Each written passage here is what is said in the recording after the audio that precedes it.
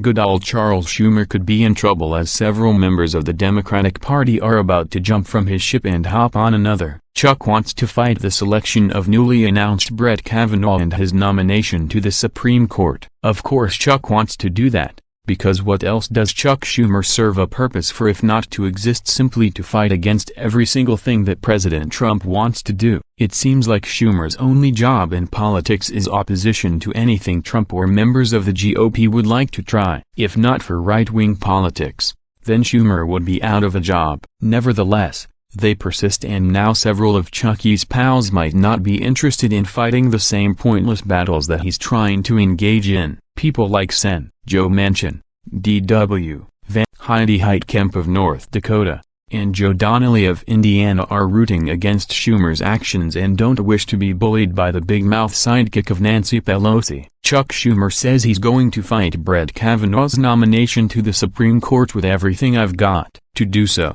he'll need to get centrist Democrats to hold the line. The minority leader's problem? Those Democrats say he can't tell them what to do. I'll be 71 years old in August. You're going to whip me? Kiss my you-know-what, said Joe Manchin, D.W.Va, when asked if Schumer can influence his vote. Kavanaugh's nomination is already a huge headache for the Senate minority leader. Not only is he under pressure from the left to tank the nominee, Schumer also has a half-dozen vulnerable members from red and purple states up for re-election this fall. To defeat Kavanaugh, Schumer has to keep all 49 of his members in tow and convince at least one moderate Republican to break ranks. But it could prove impossible for Schumer to persuade senators like Manchin, Heidi Heitkamp of North Dakota and Joe Donnelly of Indiana to vote against Kavanaugh. All three supported Supreme Court Justice Neil Gorsuch last year, and all three say that their decision won't be swayed by Schumer no matter what he does this year. My decision won't have anything to do with Chuck Schumer,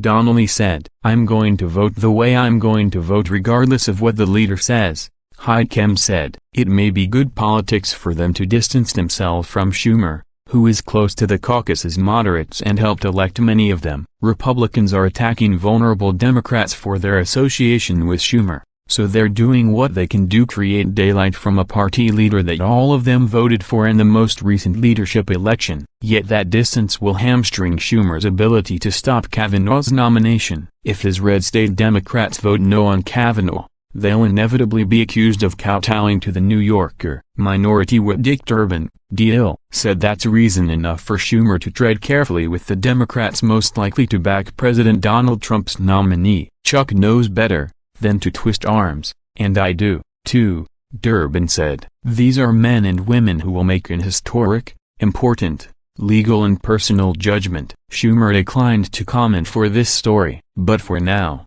Democrats say, it looks like Schumer agrees with Durbin on a hands-off approach, yet some in the party argue that's an ineffective strategy. Schumer is 67 years old, 2 years beyond the date he should have retired. Doesn't the Democratic Party want some new faces who will be less partisan, less annoying, and more logical and use more common sense? Most of what people like Chuck Schumer, Nancy Pelosi, and Maxine Waters attempt seem to be out of this world and senseless. It's like they don't use logic or common sense when making their political decisions, but rather they chime into discussions with things simply to oppose Trump. What's their problem? Are they still mad that Hillary Clinton lost the election in 2016 to some guy who hangs out on Twitter and uses tanning products? It sure sounds like it. Trump might have his flaws on social media or in the tanning booth, but he's going down as one of the best presidents this country ever had. Chuckie and his pals wanted to see the first woman president,